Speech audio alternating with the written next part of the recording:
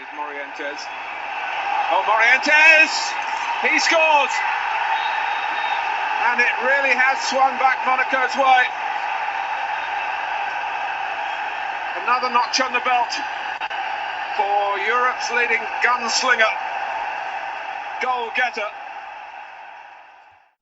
Welcome to another episode of The Front Three with myself, Big Will, Coach Dan, and the prodigy himself, AJ. What are we saying, guys? How are we doing?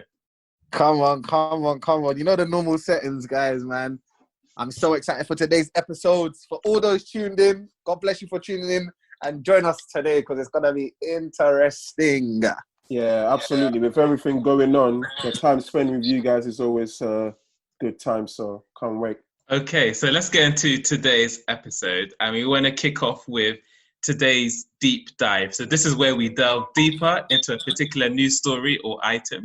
And today we want to take a look at Atletico Madrid because a couple of their players have been in the news lately. So namely Saul Niguez and Thomas Partey, who have both been linked with transfers away from Madrid. So let's look at Saul first of all. So he tricked a lot of people into thinking that he was about to move clubs with a series of cryptic tweets over the weekend. However, we've soon learned that actually it was just him and his brother setting up a football academy in Spain. So sorry, United fans, he's not going there just yet anyway. But I just wanted to talk about the player himself. Some people have said that he's, one of the best midfielders and will be the best midfielder in the next couple of years. What do we think? Do we agree? Do we disagree? Let's talk about 100%. Yeah? Wholeheartedly agree. I think Saul Niguez is an amazing player. We've also got to remember he's only 25 as well, by the way. He's 25 years old and he has been the linchpin in that Atletico Madrid midfield for a while.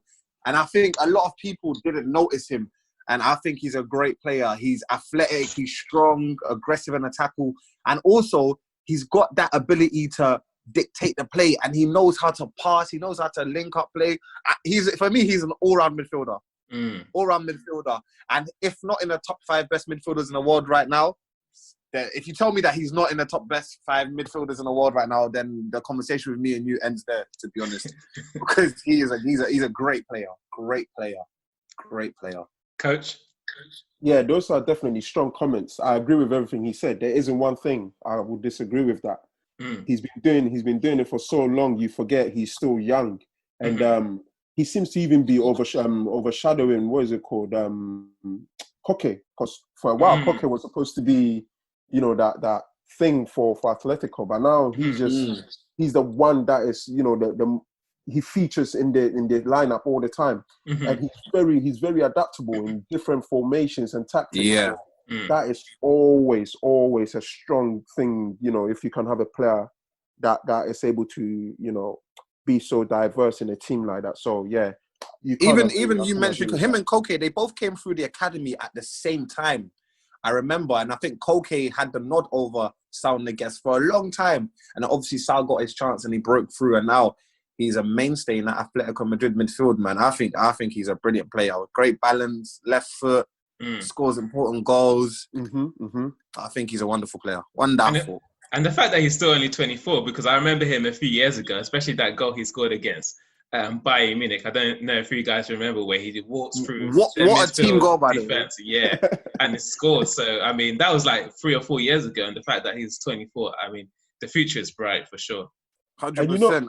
This sort of like the thing I was talking about, in sort of how sometimes in the English league, sometimes we lose some of our players. Because all he's doing, right, is that he's playing football. You give a footballer time to play football, they will eventually reveal themselves to be great footballers or not just filling their pockets with so much money. And this is exactly what this guy is doing. He signed a contract till 2026. He's going to stay there. Remember, he signed a 9-year deal, I think. He signed a 9-year contract. I've never heard that before. I'm sure. I think, he did. He signed a 9-year contract. Yeah. That's what I mean. Crazy. You never heard that from any player. Lionel Messi, Barcelona don't even do that for. You see what I mean? That's how much they trust him, because he's a midfield enforcer. I love everything about his game because he can defend just as well as he can attack. He's very disciplined for a player. What's his best position then? Oh, that's a great question. I think when he plays holding midfield, you see his attributes as a box-to-box midfielder more. You see him making them penetrative runs. You know, I think in the last season, he scored a lot more goals when he arrives in the box late and he gets on the end of something and he dispatches it so well. I think even a goal he scored against Liverpool was like that. If I'm rightly thinking of the goal that he scored against Liverpool, and I thought that for me, I think him playing defensive mids, either as a 2 or at the base of a 3, I think that's his best position because his defensive attributes are unbelievable as well. Unbelievable defensive attributes. He's a power. Like I said earlier, he's athletic, so he can keep up with play. You can't outrun him, and he's strong in a tackle. And then when he does get on the ball, he knows how to dictate the tempo. He can switch the ball. His long passing's great. He's got short, snappy passes. That's why in Spain they heralded him as the complete midfielder. You know, he's got that Barcelona tiki-taka about him, but he's also got that strength and that defensive prowess that, you know, you attribute with Atletico Madrid. He literally is an epitome of what Atletico Madrid are. That's the type of player he is, man, honestly. So I think, for me, when he plays in that CDM role, that's his best position. I mean, they've played him at defensive midfield, attacking midfield, left back, left midfield as well. So he's very versatile. Left side of a 3, I've seen him play there as well. Yeah, man. And that's the thing, because, you know, they've seen that wherever they put him, he's able to give something back to the team. You put him out wide, you will get the skillful side of him, not so much the dictating part of the play and the defensive stuff that, their manager Simone relies so much on. And so, like AJ was saying, perhaps for him to encompass him as a whole player, you find that when he sits in that hole in front of the midfield. So perhaps I think we can agree that's his best suited position to get the best out of him with every aspect of his game. Yeah, man. Yeah, I know, AJ, you're saying that he signed a 9-year contract, but is he destined for Barcelona? Is it something that's almost inevitable for any young Spanish player that's not playing at either Madrid or Barcelona? The fact that you're even saying that is making my heart hurt. I hope he does not defile himself for going to Barcelona.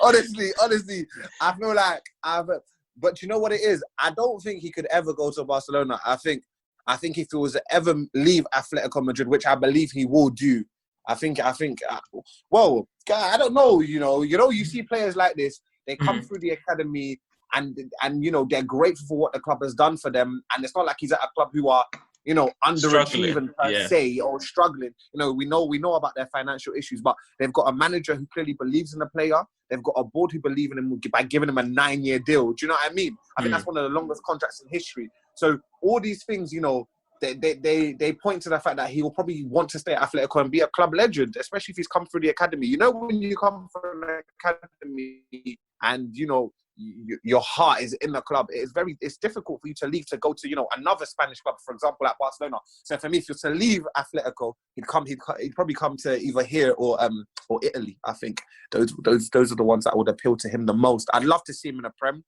because like I said, I think he's a complete midfielder, and I'd love to see him set the Premier League alight. But I have a little feeling that he will stay for Atletico for the rest of his career.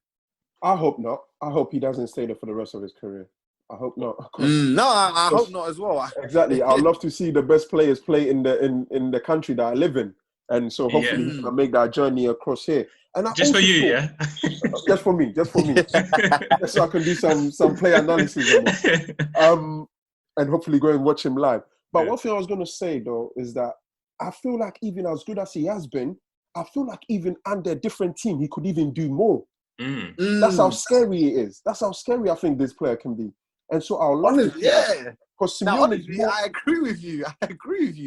Imagine him being at Manchester City, where you have that freedom to play. Not saying that Atletico, you don't have that freedom, but with Atletico, I think it's a bit more rigid in your positioning and getting into your shape, etc. But imagine him having the freedom of in a team, let's say like Man City, for example. He'd be absolutely devastating. Honestly, I think he'll be a monster in a more fluid setup. Because Simeone, there's no doubt about it, he's very defensive-minded manager, and that's why sometimes you've got like skillful players like what's his name, this left midfielder they got from France a few years ago. They paid a lot for Lemar. Lemar doesn't seem to be getting a foothold on what is going on there. It's because of he seems lost, doesn't he? Exactly. And Lemar does. He was excellent. He's you know the guy's qualities. You know, and he's also good at defensive part, but it's too much defensive. And so you find that sometimes he plays 4 in midfield and they're all like central midfielders. Yeah, there's no real width, is there? Exactly. And so it's killing certain players. And as good as Saul has been, I think in another team he'll do extraordinary stuff. Because with that talent, you know, and I hate individual accolades, but the way football is now, with his talent, I wouldn't want to see, just like Iniesta, another top player like that, to go unnoticed. Yeah. Yeah, and you know, for a club like Atletico, it's very easy for him to go unnoticed, if that makes sense. You know, where I think a lot of people have realized his talent and how good he is has been through the Spanish national team as well. I might add, you know, it's not like he hasn't pulled up trees for the national team. He has as well. So, like you're saying, I'd hate for him to be a player that goes, you know, unnoticed because of the club that he's at or even a league that he plays in. I feel like he's sort of like the dirty little secret, not to put it in that way, but in terms of like, I feel like football insiders know how good he is, but I feel like the pundits on TV and whatnot, they don't give him his credit. I guess because he's probably playing for Atletico rather than Madrid. Exactly. And it's also, and it's a stigma associated with Real Madrid, with Atletico, sorry, you know, they're a defensive team, but they can grind out results. They've got a great charismatic manager who's tactically astute. But listen, he is a beacon of light in Atletico team. Honestly, he's a great player. Yeah. For all those who don't know Saul Niguez, just go on YouTube and just go and watch some of his highlights and you'll see the type of caliber of player we're talking about. Honestly. Okay, so let's talk about his teammate, Thomas Partey. So he has been rumoured to go to Arsenal this summer. He's someone who's also come up the ranks and has sort of positioned himself as, again, one of the better defensive midfielders in world football at the moment. What do you make of his game, and how would that potentially translate to if he was to join Arsenal, which I hope? Let me tell you something about this young man. I watched a video the other day of him in Atletico Madrid training, and this guy is an absolute machine. Beast. They done a drill where it's 2-on-1, so you attack and then you defend. No one scored past him, and he was the only one who scored. And he's just an athlete. He's an athlete. And one thing that's very, very, very, very good about him is his ability to time tackles and break down play. I think defensive-wise in midfield, he's probably one of the best in the world at what he does. Again, he's a great age. He's young. He's fresh. It looks like he's eager to learn. He wants to learn. And he's slotted in very well into the Atletico team. I remember the seasons where he wasn't really getting in. He'd come on as a sub, just to shore up the game. He'd play right back a few times. But his development has been one to really look out at. It's been rapid, hasn't it? It has. And that's what I'm saying. It shows that he's also very eager to learn. Yeah, that's a good point. Yeah, man, I think he's a great... If you're to come to Arsenal, then wow, that's the best thing that would be one of the best signings in a very long time for us. And I think he'd take us to another level because of his maturity, the way he's an athlete. He's also very good on the ball as well. I think people underestimate how good he is on the ball. He's very composed. If you're a Champions League lover and you watch the Champions League, you will see many games where he's played for Atletico in the Champions League where he has been their rock. And then he has Saul Niguez next to him. Look, you are bypassing that midfield. Personally, I think the Arsenal move, I think it's very ambitious from Arsenal. I don't know if we can compete financially. I think he'll probably end up going to another top club. Arsenal, I'd love for him to come to Arsenal. I'd love for him to come to us. But if I'm being totally honest, come on, man. Pie in the sky, isn't it? Yeah, man. We're reaching because he's a very, very good prospect, man. I remember when I'll let Coach Jan come after this, but I remember when I was looking at the Ghana national team and I was trying to look at players who are playing in the top leagues around the world and what they're bringing to it, and I came across him and I said, do you know what? Everyone is screaming about Wilfred Ndidi, and rightly so. But I think Thomas Partey's a lot better than him, and it will come to light. And I think over the last season or so, he's really proved the type of player he is and the caliber of player he is as well. Coach, I'm sure you love a bit of Thomas Partey, innit? Oh, you're telling me, mate. Listen, you guys have already mentioned about his meteoric rise. And you know, we just spoke about Saul Niguez, yeah. And I remember also, I think similarly to you, AJ, just looking at how they want that tie, and I'm thinking if they didn't have those two players, no chance. Oh my days! As much as they would have, I just saw this guy breaking up play, and he was chasing Mane all over the place, man. Dude, the reason why I even loved him more, because I never thought there would be a player in that hole that I would love more than Kante. But in the last year or so, Kante's, I don't know, first it was him playing like an attacking midfielder. That was so weird. Manager, which is bizarre, exactly. Yeah. And so this guy's come out of nowhere and he's been very impressive. He's a winner. Like by the anecdote you gave about him in training. I think he's a winner. And he is a winner. He's got that mentality. Exactly. And so all the credit to him. I think it's a big shame as well, being Ghanaian, to even say this, that he's part of the Ghanaian national team. Because it's a joke setup they got going on there. And a player like that, he needs to be playing football. He needs to be winning trophies and medals. Yeah, 100%. Contrary to what you guys were saying, though, is that I think that Arsenal move, if Arsenal can afford it, is something that's definitely going to happen. Because one thing we've got to realise, right, these players growing up as fellow Africans as well. Arsenal was the team, you know. They're like Premier League fans, aren't they? Yeah, it's true. Exactly. It's true. And so to them, this is like their childhood dream. Yeah. And so although Atletico Madrid, you can argue for the last few years, have been the better team compared to Arsenal, 100%. People want to realize their dream. They want to realize their dream. And don't get twisted, you know. I know Arsenal play coy and chilled and stuff like that. They got money in the bank, you know. Bro, let me see that money being spent, man. No, I think Wenger took all the money. He's buying more long jackets, man. That he can't zip. Honestly, man. He'll be the greatest thing to happen to Arsenal since Mikel Arteta. Yeah. Since Mikel Arteta, mate, since Thierry Henry. I was about to say since Thierry Henry. Since Thierry Henry, I'm telling you. Honestly speaking, since Thierry Henry, he'd be the best thing since Thierry Henry. Because he is such a player that Arsenal's been missing. Bro, a long time. Since Patrick. Yeah. They've not replaced him.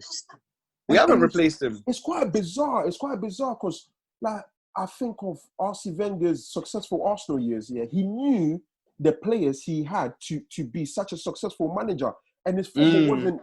His football in the beginning wasn't as it became in the latter stages. But it was bizarre because the latter stages, his football needed a player that can sit and allow these so many footballers that are very good technically to go. Wasn't Alex Song that player, or?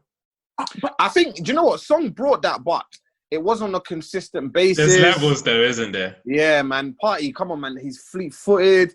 He's quick. He's aggressive. He plays forward passes. He's not shy to play passes that split the lines.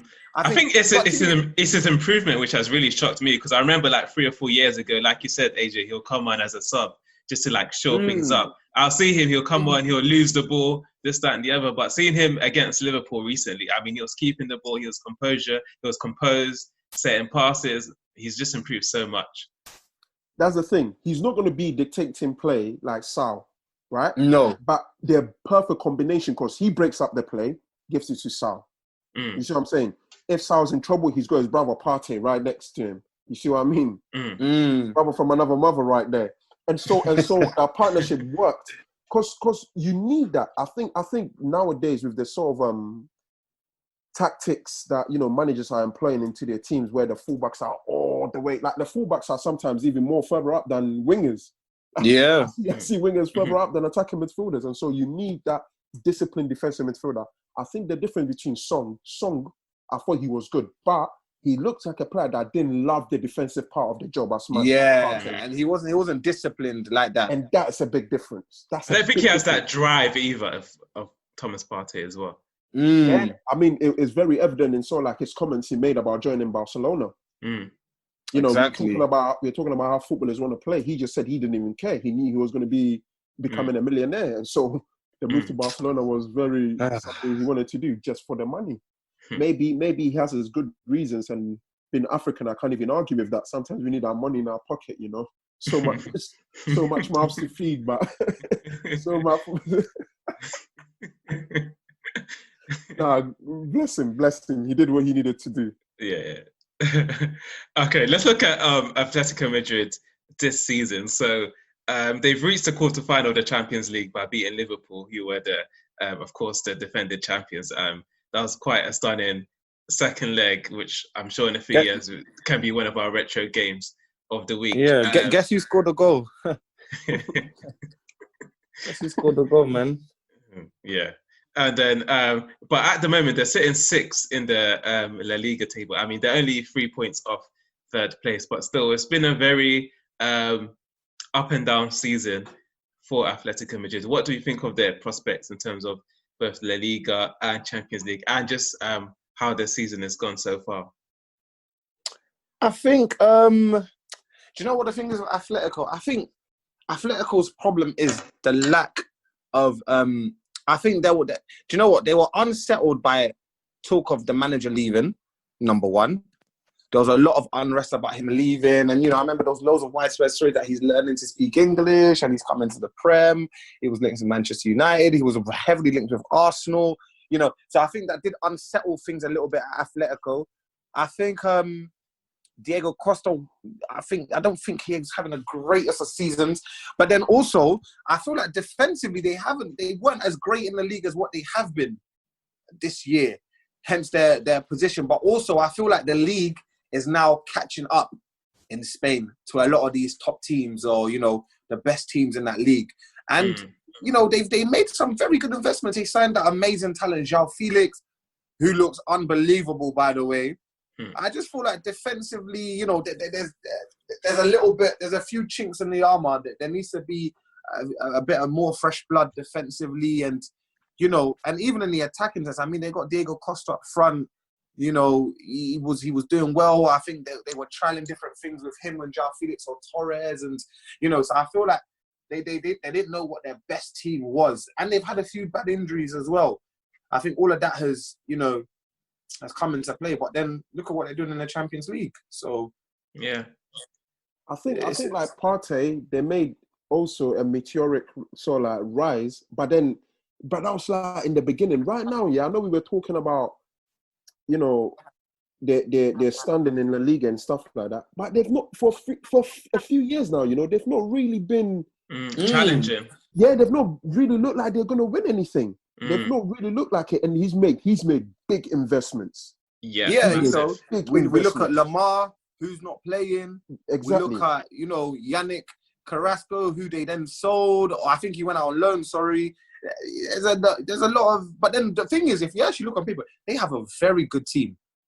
I think, they're just missing a very world-class striker, to be honest, I feel like. Yeah, I don't know. I think Costa, he struggled a bit this year, and I know he was injured as well. And well, there is that. They paid top dollar for Morata. So I think one thing, Morata, looking at his past clubs and stuff, he needs to really get his head down and make this club his club. Yeah. Because no top club is going to take a gamble on him no more. A lot of money. Juventus, Madrid, who are Chelsea. I think when he left Chelsea, he made that point. That, this is the last chance he has at a top club. He needs to really start taking his chances because, But do you think he's been worthy of these top moves? I feel like his talent really hasn't equaled the fact that he's had those clubs in his Arsenal. It's weird. No, are we talking about Morata, yeah? Yeah. But you see, there's the point though. I think, right, people know the level he could get to. Mm-hmm. And that's what's attracting, that's what is attractive, to these clubs that want to get him and stuff. But look, Juventus let him go. And they don't even have like an out-and-out striker right now, apart from Higuain. They played Dybala there and Ronaldo, but these are not out-and-out strikers. They didn't trust him. They let him go. Chelsea had him. Chelsea thought he was going to fill a gap. He clearly didn't. And they brought in even Olivier Giroud ahead of him. Like, they took Giroud and let him go. So he's going to make a living there. He's going to really get his head down and make a name for himself. Unfortunately, he's not going to be at the club where he grew up, but maybe across the road, he can be a hero for them. But he needs to really step it up. Really needs to step up his game because people trust in his talent and he's not getting any younger as the clock ticks by. So if I was him, I'll rethink on things that he's been doing recently. He needs to really be better than he's been doing, if I'm honest. Yeah, he's an interesting talent, isn't he? I think in the last game against Liverpool, he scored, didn't he? In the latter stage of the game, did. He finished it off. Yeah, he finished it off. You know, he scored. This is the thing with him is, in terms of general play, etc., you don't see a lot from the young man. Do you know what I mean? But then he's somehow or another he'll score a really important goal. Do you know what I mean? So, but like you're saying, it's time for him to fulfill the potential that he has and has been touted for. You know, like you made mention of it, he's been at some top clubs, some big clubs, and it seems like he always has a very hot patch where he's scoring and he's on fire, and then it kind of goes out. And I remember back in the day, people used to compare him to Fernando Torres, and but his decline has been very, very, very sad, Morata. And I just hope that even as he is Atletico, that he can start doing something special, man. I think it's time for him to step up. I think that there's no more hiding behind age or anything like that. It's really time for him to step up and show the world that he has something about him. He's not a regular starter at Atletico. He always comes on off the bench. And I think he's just, for the last few years, he's been going for a very weird period, to be honest. Yeah, and just touching on what we said earlier, Coach Dan, in terms of Atletico, I mean, they've not really challenged in the league for quite a few years now, even though they won it, I think it was in 2012, 2013. I don't know, I feel like they're... that long ago. Yeah, I feel like their game is more suited, or Simeone's type of play is more suited to the Champions League rather than the league. And I feel like there's certain teams like that can dominate the league, but then when it comes to Champions League, they don't do well. Then vice versa, teams that don't do well in the league, they can also do well in the Champions League. So do you think he's their particular style of play which kind of gives them a ceiling in terms of where they can actually reach in the league? I think you made a great point. You made a great point when you said his approach seems to suit Champions League, because if you've kept up with them, especially this season, right? His tactics is more like a knockout football type of tactic. And so that's the type of manager he is, I feel. Exactly. And so La Liga, they've been suffering, man. They play like these normal teams and they'll be a goal or two down, then they have to fight back. There's just too many draws and a loss here and there. And that's how he has been. He's not expansive in his football. And so sometimes, it can just be a bit, like you can imagine, right? With Champions League, right? You can build up players to go and play Champions League because we get the idea. It's a knockout tournament. But in La Liga, when a player knows I've got 38 of these games to play, you've got to let them go and be expansive in the way they play. With keep your defensive discipline when you can, but they've been too rigid, like AJ said before, and so honestly in La Liga they've not impressed me as much. But they will qualify for Champions League. That's all he's given. Yeah. He has no excuse because with the amount of money he's pumped into the team now. I know a lot of clubs that don't even spend that much money, so they'll be fine. They'll be fine. But I think one thing we've got to remember is that Atletico have this winners mentality about them. And that comes from the manager, from winning things. It comes from certain members of that squad winning things. And we got to remember the assemble of their team is of high caliber players who play international football, players who are operating at a very high level. So I believe they'll qualify for the Champions League. I believe they'll go very far in the Champions League as well. If there was any team you look at and you be like, I wouldn't fancy facing them. I think a lot of teams will say Atletico. 100%. They're always in any game that they play. They're always in any game that they play. 100%. Especially being Liverpool as well. Liverpool was the best team in Europe, hands down, for the last year or so. And they dealt with Liverpool. They wiped the floor with them. And I think it was because his football suited what they needed to do to beat Liverpool, like Jose Mourinho did a few years back with Inter against Barcelona, where they resemble themselves in the sort of the approach to games. They're very defensive minded. They hate conceding goals, and you can see him on the touchline. Like sometimes he's losing his mind. but they got like arguably one of the best goalkeepers in the world. I think he's the best goalkeeper in the world. There we go. See, that's what I'm saying. If you look at their team on paper, it's a very good team. I just feel like, just in and around defensively, they need a new injection and maybe another striker to come in who will pull up the trees that they need to be pulled up. I mean, if I was even to chime in as well, I think depending on how their season ends, if they do good in Champions League, right, I think the club will be willing to keep Simeone on back. If not, and they just qualify for Champions League, I think they might let him go. I'll make that shout. I think they might let him go. And perhaps if Pochettino is not picked up, to bring him in. Because Pochettino that's a good shout, Pochettino can do a lot with that team, trust me. This guy, he's got a point. Very good shout. Yeah. He's got a point still to prove in Spain anyway, so I know he's licking his lips right now for this. Right. Yeah, and that's even more poignant to the fact that he's actually one of the highest paid coaches of world football. I think they pay him about 10 million euros. Yeah, wow. I think so. Yeah, 10 million euros per year. And the fact that, they're one of the clubs that are struggling financially, especially with the coronavirus. Because think about it, they've just moved into a new stadium, so they have to pay those costs as well. Yeah. And they spent 113 million on João Felix as well. So they're really struggling. They had to make some redundancies and wage cuts during this. Yeah, I think the players took a 70% pay cut, didn't they? Yeah, exactly. So what was that? 70? Yeah, 70% pay cut. Yeah. Oh wow. Yeah, so I feel like finances is going to be another sort of glass ceiling for them when it comes to challenging Barcelona and Real Madrid in the league as well. You know what? It makes sense. Because look, it was just a few years ago they moved into that stadium. Mm-hmm. That stadium doesn't look cheap. No. It doesn't look cheap. They spent over 50 million for Lamar, over 100 million for like a 19-year-old. Mm-hmm. Morata, I know for sure didn't cost cheap. Exactly. And so, boy. I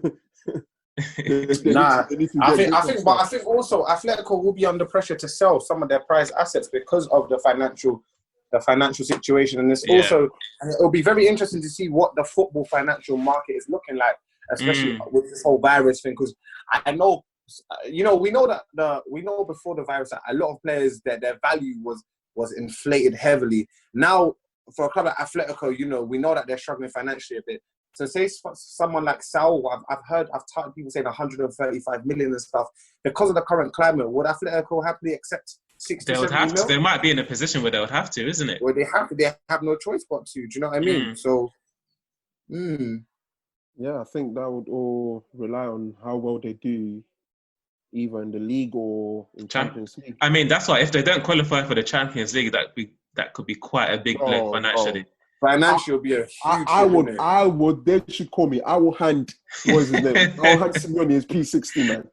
I'll hand it to him. If with that team he doesn't qualify for Champions League, I will happily do that job for free. Nah, I think they'll qualify. I definitely think they'll qualify. They would have to. I think they'll go semi-finals of the Champions League. Yeah, I wouldn't be surprised. I can see it even with Champions League, I wouldn't even call, because Champions League is one of them tournaments where they could easily go to the final again. I can just see them with the way they played against Liverpool, and the way they assemble themselves. I don't see many teams penetrating their back line or getting in, because we got Liverpool scored twice against them. Do you know what I mean? And we know Liverpool's attack is arguably the best in the world at the moment, and Atletico managed to still score 3 goals. Do you know what I mean? So it says a lot. And, like I said, João Felix on the night was brilliant. And, I don't know. But Alisson, though, he was questionable for, at least a couple of those goals, wasn't he? Yeah, I think he had a bit of an off day. I don't know, man. I think Atletico, I feel like before lockdown, I felt like they were getting into a place where they were starting to get that momentum running forward, and, and they were just going to have a very strong end to the season and in the Champions League. Okay, so we're moving on to our retro game of the week. So my goodness. Let's go. You guys are ready, yeah? Okay, so today's retro game of the week is the 2004 Champions League quarterfinal between Real Madrid and Monaco, which ended 5-5 on aggregate, and saw Monaco through on away goals after a stunning comeback. Didier Deschamps' men, they had fought back from 4-1 down after 80 minutes in the first leg at the Bernabeu to not only claw a goal back in the late stages of the match, but then they went on to beat the Spanish giants 3-1 in a pulsating second leg in Monaco. And so what had looked like a formality on paper for Madrid turned out to be an absolute nightmare for the 9-time European Cup champions as they crashed out to their unfancied French opponents. AJ and Coach, what were your initial thoughts on this classic matchup after going back and viewing those two legs? Do you know what? That game made Didier Deschamps, man. I swear. I swear. That comeback here is one of the greatest comebacks in football. And the reason why I say that is, guys, I don't know if anyone's got the team sheet in front of them, but if we look at the Real Madrid team sheet, that was the Galacticos. Yeah. We talk about Real Madrid Galacticos and what the Galacticos means and stuff like that. That team, on paper, was actually the Galacticos. Look, Zidane, David Beckham, Ronaldo, Guti, Raul. Like, guys, the level of players they had in that team. Salgado at right back. Like, listen, that team is not a joke. That team, even today, if you were to put them against some of the best teams in the world, would win. I'm not even going to lie to you. If you took that team from back then and put them in a Prem right now, I think they'd dominate the Prem and win it. That team was full of the Galacticos. Luis Figo, one side, yeah. Bex the other. Zidane. Raul was playing up front with Ronaldo. Guys, Ronaldo. Like, come on. So, you know, when they went 4-1 up, it was, wasn't it? Yeah. And I was like, I said, it's a wrap. It's done. I said, and the amount of chances they missed in that game as well. Oh, they missed so many gilt-edged chances, honestly. They missed so many gilt. Ronaldo missed a header from 6 yards. Zidane hit the post. Yeah. There were so many chances that were missed. And I was thinking, like, they've just blown them away. And then, boy, came to the second leg. And I think the second leg, was it Luis Figo who scored really early? And I said, yeah, the game's done. Thank you. Yeah, the game's over. But, you know, the great striker that is Fernando Morientes and Juli, what a skipper, what a performance over both legs from Juli, by the way. Yeah. Very I think he was a very underrated player, by the way, guys, honestly. Yeah. I think it was very underrated. It was an honestly amazing tie. And I think Real Madrid was shell-shocked. I remember seeing a few of their faces. They looked quite sheepish. They were shocked. I remember seeing Zidane, you know, shocked. Ronaldo looked mystified. Honestly, on paper, everything that happened in the first leg was correct. It's just everything that happened in the second leg did not go to plan at all. No. That for me, that's probably the best assembly of Galacticos Real Madrid have had. Coach? I'm looking at it very different. I would have to massively agree with AJ on this point. First of all, to address this Galactico thing, unless Galactico means here a bunch of top players that are absolutely crap together, I don't want to hear it. Unless that's what it means, I don't want to hear it. Oh my days! Listen, if we were to grade the Galacticos, these so-called Galacticos, yeah, I'm giving them no more than 3 out of 10. I was very disappointed with every single one, bro. I was very disappointed, very disappointed. But to go back to this game, so look, I've got Let me start from up and come back, and you see how ridiculous this is. So up front, the first leg they had Raul and Ronaldo. Bro. On the left, they had Zidane. On the right, Figo. In midfield, they had Guti and Beckham. Let's stop and analyze that there. And hold on, before you move on, can I just say, and what they were doing in that game was all 4 midfielders were just interchanging. Rotating, innit? They were rotating. There was times where Bex was on the right, Zidane was playing centre mid with Guti, Figo was free rope. Guys, coach, carry on, coach. This is the point I wanted to make. The reason why a team like this don't work, right, is because, look, let's try and draw some comparisons here. If you've seen Guti play, he was technically awesome. Technically, like when you watch him, with that left foot, the way, trust me, the way he sort of molests the ball and stuff like that was beautiful. But if you compare to this guy in a modern player, he's like an Ozil. Defensive-wise, you're not getting nothing from Guti.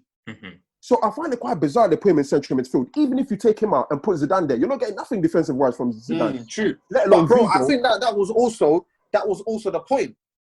That was also the point. They wanted to go super attacking and blow Monaco away. Look, okay, you're absolutely right. There's no argument in that. And they did by the scoreline. And like you said, there were other opportunities for them. But the problem, right, with a team, this team, right, and the reason why they underachieved, right, you can't have, because they were trying to build like a FIFA, like a PlayStation game type of team, having all these top players. It wouldn't work because Zidane, Ronaldo, Raul, Vigo, these are World Cup winning players like Zidane, Ronaldo, right? Their level of ego, and confidence, and so like their level of expression when they're on the football pitch, it cannot be curbed.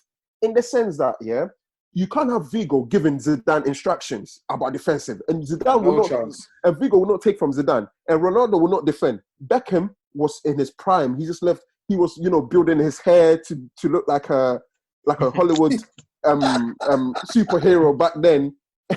Guti's hair was flicking back and everything like that. These players were not defensive-wise going to put anything in. In the attacking phase of play, it's perfect because there was that fluidity in the interchanging of play and stuff like that. And so when it works in the sense of when they start scoring goals, if you don't watch out, you can concede any. Because in those times, Real Madrid could score 6 and concede 5. And that is because of their back four. Look at this back four. If this back four, I tell you, this back four, I wouldn't even allow them to play my team on the park football. They got Helguera, the first leg, Mejia, Bravo, and the only person that's recognizable is Salgado and Casillas. Helguera. The first leg, I don't think Roberto Carlos played, did he? Roberto Carlos didn't play. Look at this team that I'm looking at. And then the subs that come on was Santiago Solari, Borja Fernandez, and the Francisco Pavon. Yeah, that team was so top heavy, wasn't it? I'm telling you. Top heavy.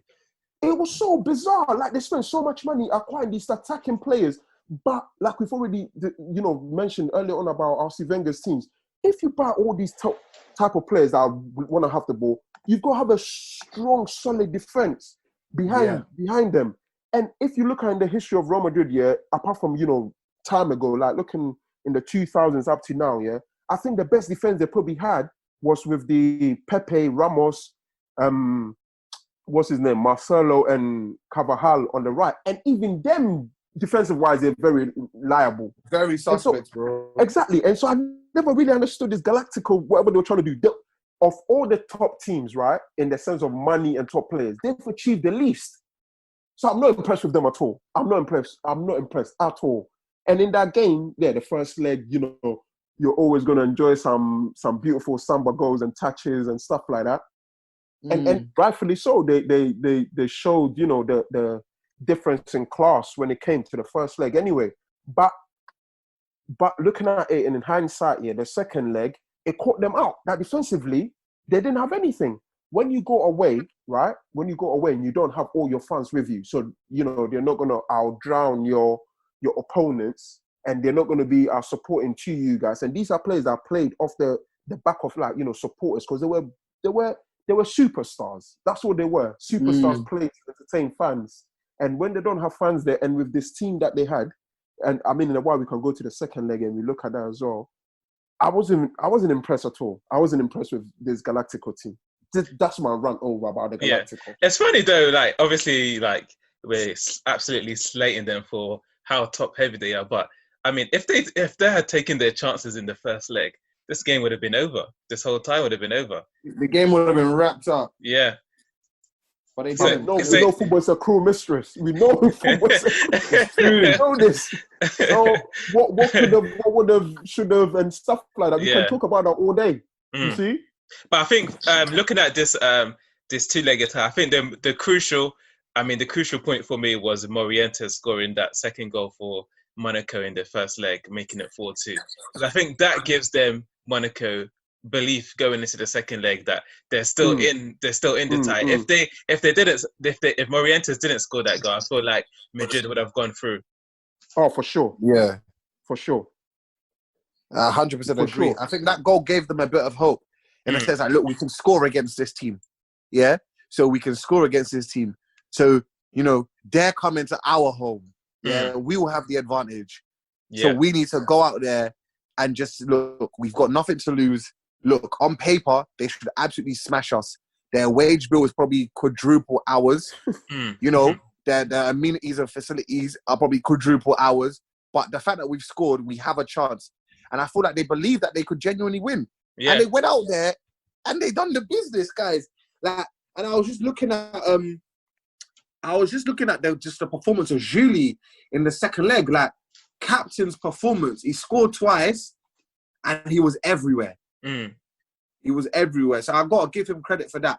And like Coach was saying, in terms of even defensive-wise, I think in the second leg, if I'm right to believe, it was actually Zidane on the left, Figo on the right. Beckham didn't even play in the second leg, did he? So I think it was Guti and Fernandes who were playing in centre mid, if I believe correctly. Yeah, because Beckham was suspended, I think. Yeah, they had Raul Bravo on the bench, Esteban Cambiasso. Do you know what I mean? So it's not like they didn't have the defensive, players to put in there to. I just felt like they just thought, hey, front four. Guti, go do what you need to do. That's the game. And when Raul scored in them first few minutes, I said, yeah, do you know what I mean? Okay. But again, the timing of their goals was so crucial for Monaco because Julie scored just before half-time as well.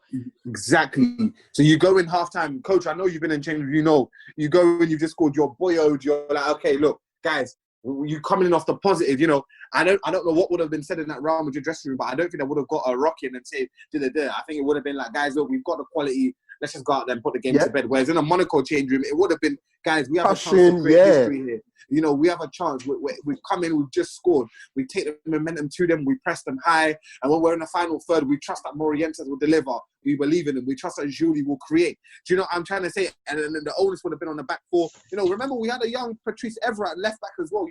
Evra try and bomb on as much as you can. Zidane won't track you. Do you see what I'm trying to say? Zidane or Figo won't track back to follow you. Michel Salgado, if you double up on him with you and I think it was Purcell, what a player he was. Oh my Lord. Do you get me? So Croatian legend. Croatian legend, yeah, bro. So even on paper, look, we can't discount that Monaco didn't have some talented players, but just compared to the Galacticos, as we love to call them, they really stood no chance.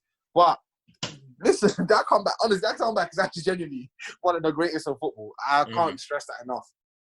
Because if you look at the plethora of players that Real Madrid had, guys, Ronaldo, R9, like Zidane.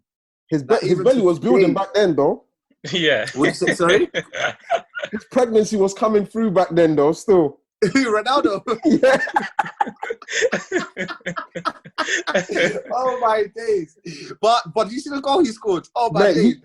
Even the penalty he won as well. Quality is permanent, bro. Quality is permanent, like they say. Mate, he gave the guy step over shift. The guy took him down, even with that pregnant belly. He still fell, and he fell hard. And then what was it? Figo stepped up. It was saved, but he headed it in. Guys, honestly, when I looked at the team trees, I said, "This is gonna be a massacre." I'll be genuinely honest with you. I mean, remember Monaco had Scalacci at the back, and we know what he did with Arsenal. So, mate, I was just about to mention that. You Arsenal fans on there. Do you remember? This was where young Emmanuel Adebayor was at Monaco these times as well, wasn't he? And he missed a sitter as well in that second leg. Wow. And one thing, you know what's funny, yeah? You know what's funny? Looking back at that season, so Monaco had Adebayor and Drogba was in that was the season before he moved over to Chelsea. And Drogba, I think, was top goal scorer or something, or just maybe second or whatever. Yeah, I must say he was doing bits. Yeah, and I find it quite bizarre that a professor like Arsene Wenger would have known those two players and went and got Adebayor instead of Drogba. No, but apparently we were very close to signing. Listen, Arsenal just have stories of very close, maybe. Ibrahimovic, Ronaldo, Yaya Toure. Like, I can give you so many names, bro. We could probably make an 11, innit? We could probably make a best 11, mate. I can make the greatest 11 football that never played for Arsenal. That never played for Arsenal. I mean, Ibrahimovic actually toured the ground, got a shirt, then he got asked a trial. He said, "I had no chance on my trial," and he left. Yaya Toure, we signed his brother. He was there. He even played in a game. Still didn't sign him. Suarez, remember the Suarez situation? £1. Yeah. Guys, I know you Arsenal fans. My bad for drifting for a second there, but we're passionate. Let's not get all us Arsenal right fans now. listening in. I know we all, our first heartbreak was Arsenal, so it's okay. That's it. But we thank God for that heartbreak, because guess what? We endure. Exactly. It builds endurance. You're right. What's that saying? Morientes. Wait, I wanted to establish something. You know that season? Yeah. Was he on loan from Real Madrid, or had Real Madrid sold him? He was on loan. He was on loan? Yeah. Well, then there you go. There you go. Absolutely. And I can't actually, he dominated them centre-offs. He won every flick on. Hey, you can motivate player like that. You see what I'm saying? Because he was third fiddle to Ronaldo and Raul. Yeah, but so to be fair, that is realistic. No, that's what I'm saying. That's what I'm saying. Yeah, that's exactly my point. So my God. Yeah. And let me tell you something. Yeah, AJ, you a footballer yourself. No matter how great a player is than you, yeah, you always want to be given the chance to prove yourself.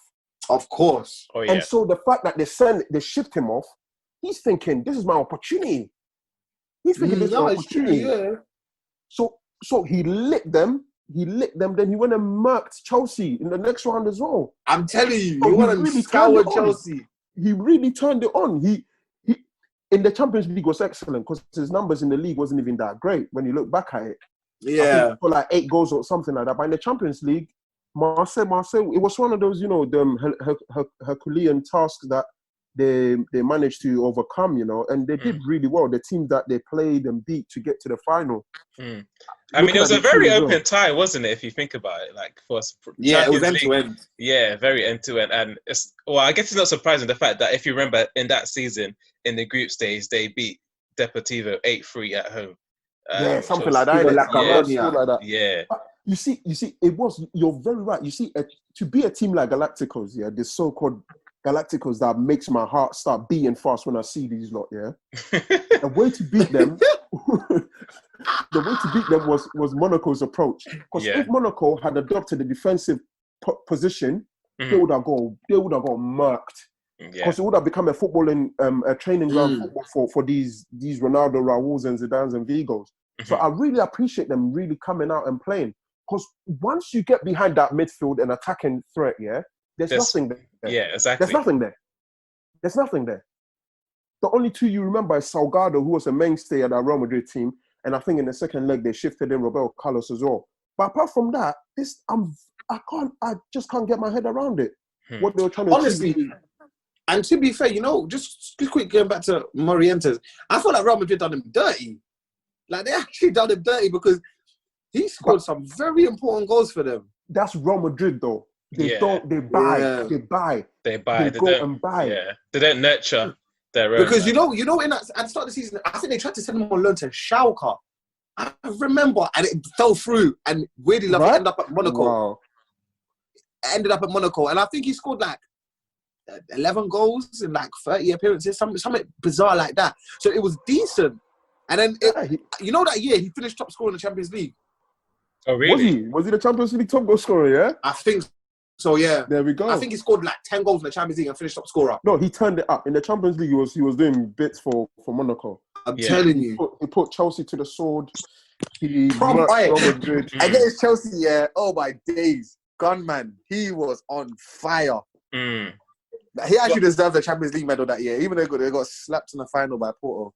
Yeah. But the player we haven't talked about is Jerome Wathen. I loved him as a player. Oh, right. Really? For Monaco. Yeah. Really? He was a very decent player. But I think he was right. But AJ, you need to understand. Will likes these relics. He loves these. It's true. It's true. I think he played on the right side of the three of midfield. I think so. Yeah. Listen, Steady Eddie. Will is the only person I know. Yeah, if he's making a team, he'll put Ruben Barahar. In his team, bro. Oh my days. He's the only person I know that will put Ruben Barahar in his team. So it's so funny. Oh, man. You got to understand where he's coming from. Nah, but he was all right. I mean, if you're talking about top players, his name won't get mentioned, but no, but yeah, for that team, he was good. Yeah, they did really well, and I think after that brought Julie a move to Barcelona, didn't it? Yeah, it did. Yeah. It did. The following season, he went to Barcelona. Let's just talk about him for a minute because he obviously had a great season. It was kind of unfortunate that in the final he had to go off injured, which I think basically gave the game to Porto. Yeah, ruined their chances. He was a linchpin, man. But that season was a springboard for him. So he went to Barcelona and then he won the league title with them. He also won the Champions League title with them. Remember, Lehmann famously brought him down. Again, Arsenal. We're talking about Arsenal again, but no. What do you make of Ludovic Julie? What a great player! I think when you saw him, you'd think twice because of his height, his stature. But on the ball, he was absolutely incredible. Low center of gravity. He had an eye for a pass. He could twist in and out of any situation, and he was also a pest. Like with his closing down, you got a rash and you just can't get rid of it. He was one of them. But I think Monaco had him as skipper, and it was testament to the talent he had. I felt like he was a player you just have to watch him to feel inspired and motivated. Do you know what I mean? And yeah, I think in the second leg against Real Madrid, he scored twice even. That second goal was amazing, man. Oh, what a goal. What a goal. Take a bow, son. What a player. Now, I think he was a great player. And I think even when he went to Barcelona, he went up another level. I think he went up another level. I think, he was part of that ethos of, intricate passing, bish, bam, bam, and then out the other side. And that was like Rijkaard's team with Deco, Ronaldinho, Eto'o. Yeah. And he slotted in very well, by the way. Look at the quality of your players he had around him. Yeah. And he slotted in very well, man. I think one of France's best players to come out, one of the best players to come out of France. There was a point where I even ridiculously thought he was Spanish. That's how good he That's how good he was. I was like, oh, this guy is unreal. Like, do you know what I mean? And, it wasn't until later when I found out that he was actually French. But no, great player. Coach? Done bits at Barcelona. Thinking back on him, I don't know, it's bizarre, but he reminds me like of a combination of James Milner and Muller from Bayern. I don't know why. Really? He reminds me of them. Because you know what it is, yeah? You know what it is? He was one of those players, yeah? Quality-wise, comparing to, to these world beaters, he wasn't that. But he will put in a shift for you. Yeah. He's very efficient. I think that's the word, yeah. Exactly. And he was only 7 mil as well, by the way. Yeah. Yeah, in those days, there were peanuts, man. In those days, there were peanuts. Do you know what I mean? In this market, this guy will be 65 million. Yeah. I'm telling you. 65 million for a club. But easily. Yeah, exactly. But I think a lot of the accolades you've been placing on his head, I will agree with. I think he was a good player. And we thank, it's good when you see players that, deserve to win something, make those moves to, let's say, a club like Barcelona and then have the opportunity to fulfill, his footballing dreams, winning the Champions League, the Liga, playing around some of the best players. He was around Ronaldinho and stuff like that. So all the credit to him. It was a shame that Lionel Messi came and ruined his career, man. Yes, he's here to stay. Yeah, man. I think it was in and around 2006-ish where, Messi was coming through, and that's when Julie decided to move on. I think that's when he signed for what's that team called? Roma. That's when he went to Roma. Oh, he joined Roma after that, did he? Yeah, I believe he did. Yeah. Yeah, man. He's one of those players. He did the most he can with his talent. He really squeezed every part of that talent out. I got to rate him for that, man. I got to respect it. That's credit to him because as a coach and even you yourself as a player, you can testify to it. We all know top players that either can't squeeze everything out, or you have players that could squeeze out but don't do it, and so it's always inspiring when you see a player like that. No, for sure. Most of what they have. Definitely. Yeah. So I mean, it's a Monaco team that I'm sure will live long in the memory in terms of its fans. They didn't really do much in the league that season. I think they finished third, but it was only a few years later. Then obviously the Mbappes and the rest of that current crop of young French stars came along and sort of brought them back to success. So just on Real Madrid and the Galactico era, they won the Champions League in, was it 2002 against Bayer Leverkusen, but they didn't really achieve that much in the Champions League after that. So was it really worth it bringing all that talent to Madrid? I'll leave that to AJ for now before I start running again. No, you go, because you go. I'm very interested to hear what you're gonna say. You see, look, the structure of the way the Spanish club works is that whenever a president is there, right, they're trying to please the fans, right? Mm-hmm. And so fans, they want to see entertaining football. If you tell, at that time, you tell any fan you're going to bring Luis Figo in, Zidane in, Ronaldo in, they don't even care about anyone else. Fans would still be saying, yeah, keep bringing them, forget defense, you see? But that's the problem. They didn't build a team. And they had players like, what's his name? Makalele, but they let him go. He would have been perfect to show God that team and let these players go and do what they do.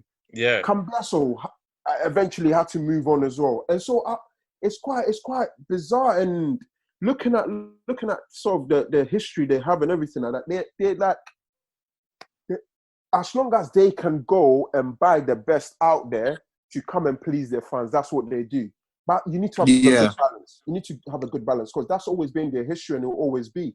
And not all the time the money they've spent has worked out for them. Probably you argue more times than not. And sometimes they don't even give the players enough time to grow into what they could be. Evident with Rafael van der Vaart, with Schneider, with Robben. These are top players that they once had, and they let all of them go because they don't give them the chance to grow. You know, it's like, we will buy you when you're young. You've got 3 years to win the Ballon d'Or, or we're going to move you on. And if you're a club, right, or a fan of a club, you know they're the richest club, and they will always be because of their history and everything like that, and the type of players they've had. And so, you'll be excited for the season where you get to see top players doing skills and scoring magnificent goals. But if they adopt like a strategy, with the injection of wealth and quality, like they can do, they don't come anywhere near to Barcelona. The Pep Guardiola era, where he brought players from the youth team, Pedro and Busquets. Who knew Pedro? Who knew Busquets? You see what I mean? So I find it quite worrying, if a club of Real Madrid stature can have to tell me, to get a player like Vinicius, they need to go and spend 50 million in Brazil, and they don't have any player like that in their youth academy. I find that very worrying. It's looking at the ethos of the club and what people are buying into as well. I think with Barcelona, you can see from the top all the way through down to the youth teams, and even from the youth teams down into the pre-academy, they've got that sense of tradition, that sense of culture, and the way they want to play football, tiki-taka. Do you know what I'm trying to say? And so that is the blueprint, and you have to follow that. I think Real Madrid's their ethos and the way they want to play football over the years had blurred lines, because they went through that period where they were signing just the best players in the world, and we're thinking, we'll just throw the best players together in the world, they'll just deliver. For a period of time, it worked. But quickly we realized that it's not sustainable, number one, financially, and number two, it doesn't quite work like that. You've got to have a formula, and the formula needs to be bought into, and the formula needs to translate all the way down from the pre-academy, because that's where you put your print, that's where you lay your mark. And then when them players are coming through, they've got that, it's innate. Do you know what I'm trying to say? So it's the same with the Barcelona. So it's two very interesting models to look at, and you can understand why Barcelona have actually ended up being more successful, if you want to say that. Do you know what I mean? Especially, or even if we look at their ethos on football, why Barcelona's ethos on football and the way they play football is more coveted around the world. Do you see what I'm trying to say? So in terms of when we look at both models, you have to say that Barcelona have thought about the long term. Do you know what I mean? Whereas in patches, you see that Real Madrid have thought about the short-term success and we just want to win a Champions League this season, so let's just compile all the best players in the world that we can poach and get and let them win it. Sure. Do you see what I'm trying to say? I'll even make the argument, even now with Barcelona, they're weaning off that type of thing, They are. I was just about to say that. I think Pep Guardiola set such a high standard with his players, that now they're trying to replicate Pep Guardiola's achievements and they don't seem to have the players no more. Because so now you see they're spending top dollars. Like, honestly, I just don't think they have an identity as a team. You can see there we go. The identity is now gone. Exactly, because they're just bringing a manager in here. Like, managers are spending 2-3 years now at that club now, and sometimes if they're lucky, yeah. If they're lucky, managers are getting their contracts terminated halfway through. And that's why I was saying, when we spoke about Barcelona before, I was just saying, Barcelona are going for a period where it's a tough one for them, and their recruitment hasn't made a lot of sense, and the identity of the team hasn't made a lot of sense. When we talked about Griezmann and Dembele and these things are all proof of how they are struggling now. Yeah, I was looking back at this so-called Galactico, right? So in 2001 or what, when they won the Champions League, or 2002 when they won the Champions League, wherever it was, against Leverkusen, you compare that team to the following, the one against Monaco, and it's mind-boggling. It's mind-boggling. I don't know why they thought that team was going to do anything. Just to show you like what they had. They had Morientes, who won the Champions League with them, with Raúl up front. Then a few years later, they go and sold them, brought in Ronaldo. Ronaldo couldn't do anything for them. Because, I think this is the thing. Ronaldo's never won the Champions League. No. Who? Ronaldo. I think he's never won the Champions League, Ronaldo. No, he hasn't.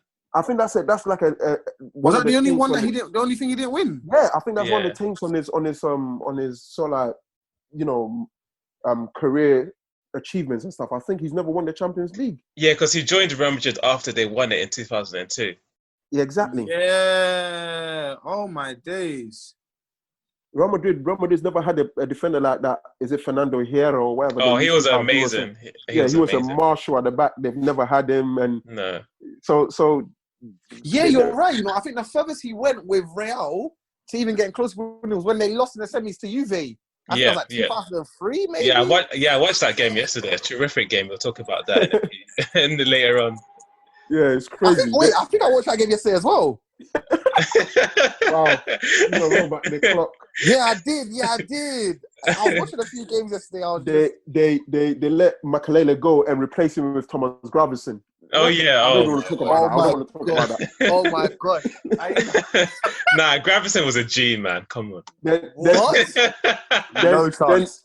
No chance. Hero went away and they brought in Jonathan Woodgate. Woodgate. Yeah. Nah, but Woodgate was decent, though. Bro, relax. His first game, he's got an ongoing and a red card. That's when you're cursed. Your family man came through with a hair and that B-Tech David Beckham and oh gosh. Hey, let me not insult these people, man, before he turns me down when I go for a job. Exactly. Wow. All right, so let's move on to the final section of today's podcast. We call it Coach's Corner. So this is where Coach Dan gives us his coaching tip of the week. Take it away. Jeez. Thank you. I think this season I've been concentrating sort of like more trying to motivate players from a coach's point of view. And today, one thing I wanted to talk about is like being professional. You see, sometimes, with footballers, right, because it's a hobby that eventually becomes like a career and an earning thing for people, we tend to forget that the level of professionalism is also what will be required of you. Let's say if you were working in the corporate world. And so a lot of times I feel like players, we miss that in the sense that, people feel like they can still mess about with their friends in the park and stuff like that when they say they're going out to train and still hope that they can make it as footballers. That's something that, youngsters and, even young adults wanting to make it at a professional level, you've got to always be in that professional mindset before a professional club comes in for you. So that would mean the amount of training you're doing. That would also mean, your eating habits, your sleeping patterns, and just behavior on the pitch and your response to your coaches and stuff like that. It's very important. I think a lot of the times players miss that. And so that would be my tip for this week, that people that want to make it should really take a long good look at themselves to make sure they're being professional in all these aspects if they want to really get to the top of the game. Great. Couldn't have said it better myself. So you've been listening to the Front Three podcast with myself, Big Will, Coach Dan, and AJ. We'll be back next week with all things football. Make sure you like, you subscribe, you retweet, and of course, listen to our episodes. See you next week.